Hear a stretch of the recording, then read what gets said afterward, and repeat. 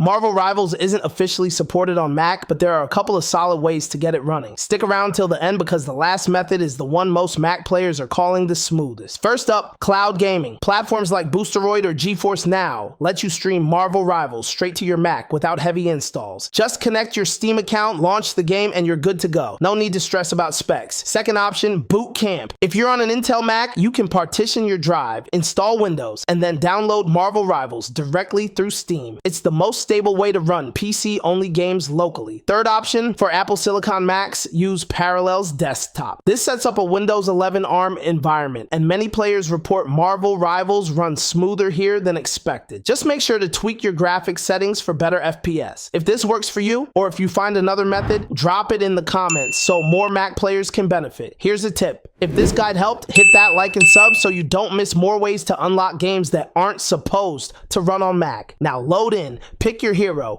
and prove that even Mac players can hold their ground in Marvel Rivals.